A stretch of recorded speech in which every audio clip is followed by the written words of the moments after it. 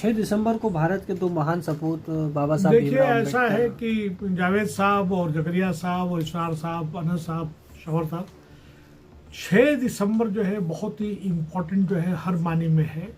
दो भारत के कह लीजिए कि देश रत्न, एक तो भारत रत्न कह लीजिए बाबा साहब अम्बेडकर और अली हुसैन आसिम बिहारी, जिन्होंने गरीबों के लिए, दलितों के लिए, चाहे वो हिंदू हो या मुसलमान हो, उनका ये योम वफ़ात उन्होंने एक तरह से देखा जाए तो उन्होंने दारे फ़ानी से मतलब कूच कर गए। तो जिस तरह से उनका बहुत ही सिमिलैरिटी है, एक की पैदाइश में पैदाइश जो 14 अप्रैल है, एक की पैदाइश 15 अप्रैल है, और दोनों ने जो है गरीबों के लिए काम किया।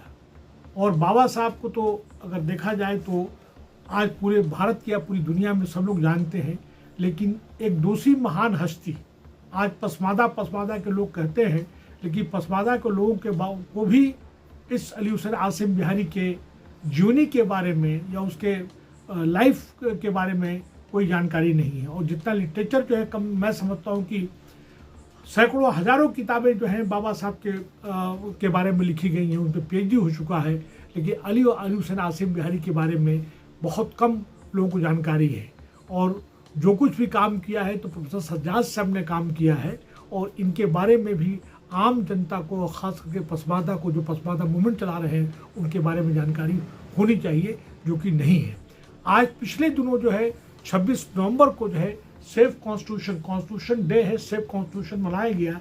और आज फिर जो है 6 दिसंबर को भी लोग जो है एक तरह से सेफ कॉन्स्टिट्यूशन डे मनाने जा रहे हैं।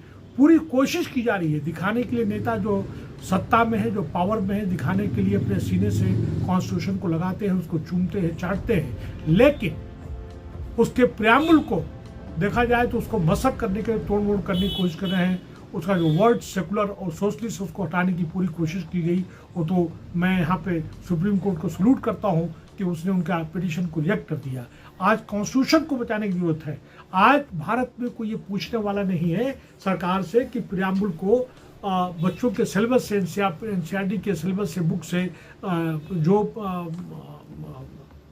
लोअर एजुकेशन जो है, जो 9, 10, 11, 12 के बच्चों का जो पढ़ाना चाहिए, जानना चाहिए, उसको हटा दिया गया या रिमूव कर दिया, तो पढ़ाया नहीं जा रहा है। ये मेरा कहना है। उसी तरह से आज चारों तरफ अगर देखा जाए, जिस तरह से इलेक्शन जो है पे घपले हो रहे हैं और किए कराए जा रहे हैं, तमाम तरह की शिकायतें हो रही हैं, करप्शन को लेकर शिकायत हो रही है।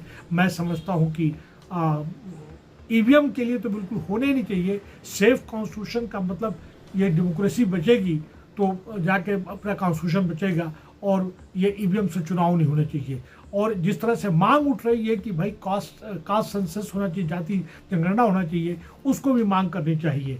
और पसमादा के लोग, जो लोग हैं, उनको चाहिए कि अली हुसैन आसिम बिहारी, जिन्हें हम एक तरह से देश रत्न कहते हैं, और इनका एक बहुत बड़ा रोल रहा, जिन्होंने कि पार्टीशन को अपोज किया था। और प्रोफेसर शमसुल इस्लाम साहब ने एक किताब लिखी है, मुस्लिम अगेंस्ट पार्टीशन। उसमें बाकायदा एक बहुत बड़ा चैप्टर है कि ऑल इंडिया मोमिन कॉन्फ्रेंस ने किस तरह से जो है पार्टीशन को जो है खिलाफत की थी।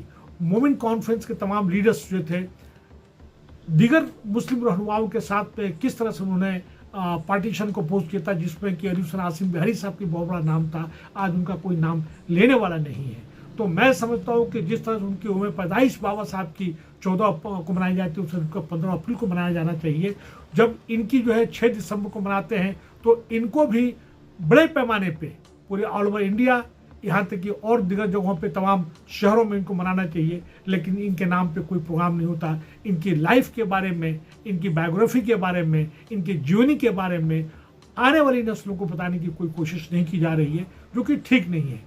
और इसके साथ साथ इस मौके पे इनको, क्योंकि हमें ये मौका जो है खिराज अक़ीदत का है, उनके वफात का मामला है, तो इनको याद करते हुए दोनों महान सपूतों को, महान देश के पुत्रों को, मतलब सपूतों को याद करते हुए दोनों को याद करना चाहिए, और इनके बारे में आने वाली नस्ल को बताना चाहिए। और यहाँ पे ये भी बताना चाहता हूँ कि जब हम सेफ कॉन्स्टिट्यूशन की बात करते हैं, तो कॉन्स्टिट्यूशन में बहुत से ऐसे प्रोविजन है जो कि कॉन्स्टिट्यूशन के जो जानने वाले हैं वही उसको जो है किसी न किसी तरह से तोड़ने मरोड़ने की कोशिश करते हैं।